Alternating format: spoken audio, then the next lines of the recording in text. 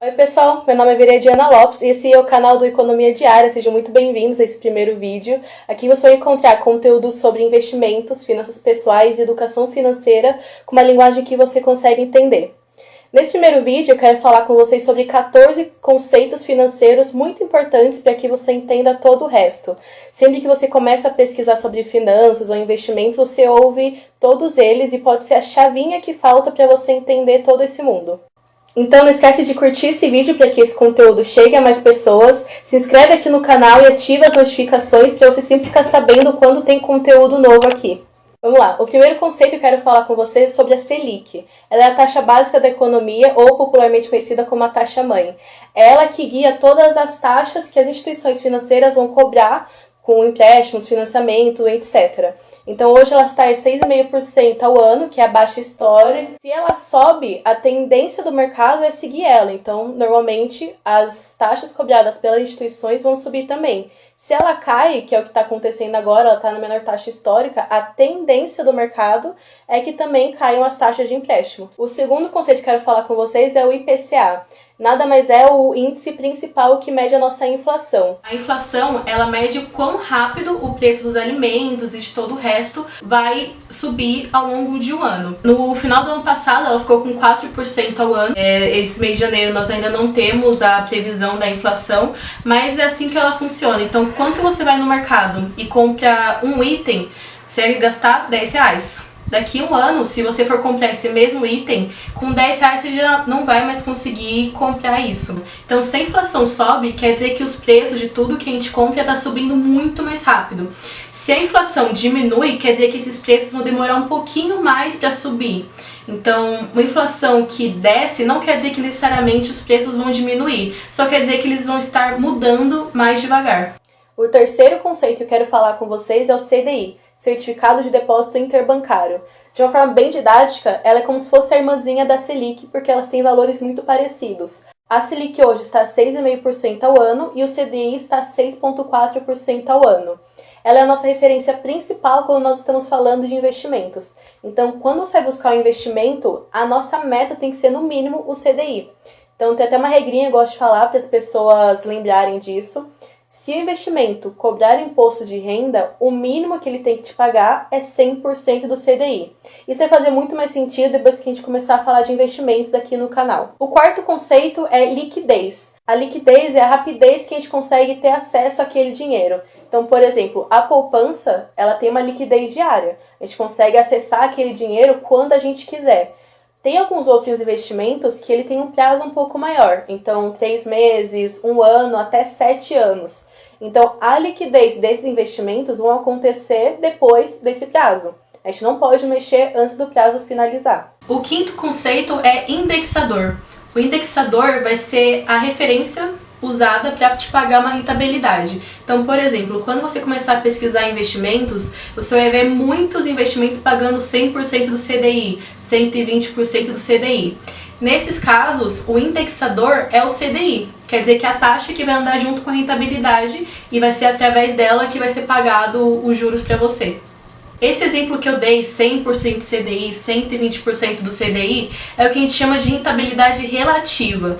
Então, ela vai estar sempre te falando quanto ele vai te pagar através de um índice, através de um indexador. Então, se você quiser saber na prática quanto que aquilo vai ser pago, você tem que fazer a seguinte conta: 100% vezes o valor do CDI atualmente. Então, 100% vezes 6,4.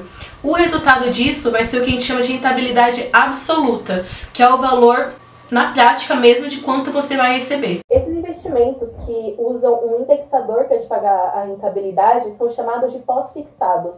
É muito interessante ter sempre eles na sua carteira de investimentos, que é o conjunto de todas as aplicações que você tem, que não importa o que aconteça na nossa economia, você vai estar sempre seguindo um índice muito importante, seja o CDI, seja o IPCA, seja a Selic. Então é sempre interessante ter um pouquinho na sua carteira de investimentos. É diferente dos pré-fixados. Nos pré-fixados, eles vão te falar na hora que você for investir o quanto você vai receber lá no final do período. Então, por exemplo, 10% ao ano. Não importa o que aconteça na economia, você vai receber 10% ao ano. Os pré-fixados são mais interessantes quando a tendência do mercado é a Selic em queda. Porque se a Selic hoje 6,5%, você está com 10%, está num spread muito positivo, que é basicamente um lucro que você vai ter. Mas pode não ser tão vantajoso num cenário onde a Selic está aumentando. Então, por exemplo, 10% ao ano, se a Selic estiver 14%, que estava em 2016, você vai estar num spread negativo. Seu dinheiro vai estar se desvalorizando. Então, tem que sempre estar tomando um pouquinho de cuidado quando você for aplicar o seu dinheiro em investimento pré-fixado. Você encontra investimentos pré- ou pós-fixados na renda fixa, que é a modalidade de investimentos mais previsíveis e seguras que existem no país. Eu costumo explicar a renda fixa como o contrário de empréstimo. É você que vai lá e vai emprestar dinheiro para a instituição financeira. A instituição financeira vai pegar o seu dinheiro, emprestar no mercado em financiamentos ou em outros empréstimos e vai cobrar juros altíssimos por isso. Então, a diferença dos juros que ele cobrou no mercado e os juros que ele vai te pagar por ter pego esse dinheiro com você é o que a gente chama de spread, vai ser o lucro dessa instituição financeira. Por mais que a renda fixa tenha esse nome, a rentabilidade que ela vai te pagar não necessariamente é fixa, que é o caso dos pós-fixados. Então, você tem uma previsão do quanto você vai ganhar, mas você não vai saber realmente. Então, tem dois tipos, pós-fixados e pré-fixados. Mas na renda fixa, você vai saber pelo menos um pouquinho do quanto você vai ganhar, você vai ter uma previsão. A outra modalidade de investimentos que existe é a renda variável, que aí é um mundo de risco, bolsa de valores. É para um perfil de investidor um pouquinho mais arrojado. Eu sempre recomendo que as pessoas comecem na renda fixa, só depois que elas estiverem mais familiarizadas com isso, elas irem para o mundo de risco. Então, na renda variável, você não tem noção nenhuma o quanto você vai ganhar, nem o quanto você pode perder. Então, até por isso que o nome é bem mais intuitivo do que a renda fixa. A renda fixa é a modalidade de investimentos mais segura que existe, porque a maioria das aplicações oferecidas tem a garantia do FGC, que é o Fundo Garantidor de Crédito. Então, caso a instituição que você está investindo seu dinheiro quebre, você vai receber o dinheiro de volta limitado a R$250 mil por CPF e instituição financeira, com o limite de R$1 milhão no seu CPF. Então, vamos colocar o seguinte exemplo. Eu, Veri, vou investir no banco A, B, C e D. O meu limite, caso essas instituições quebrem, é 250 mil em cada uma. E a soma máxima de toda a minha carteira de investimentos que tem essa proteção tem que ser R$1 milhão. Para você ter uma noção, a garantia que você tem no dinheiro que está aplicado na poupança e o dinheiro que está parado lá na sua conta corrente é o Fundo Garantidor de Crédito. Claro que no caso de bancos maiores e mais consolidados, você também conta com a garantia e a solidez da instituição. Mas a única garantia formal que você tem é o Fundo Garantidor de Crédito. É até por isso que a gente fala que é seguro você tirar o seu dinheiro da poupança para alguns outros investimentos. Espero que esse vídeo tenha ajudado a clarear o mundo financeiro na sua mente. Caso tenha ficado alguma dúvida ou você tenha alguma sugestão, comenta aqui embaixo que eu posso fazer outro vídeo só focado nesse assunto.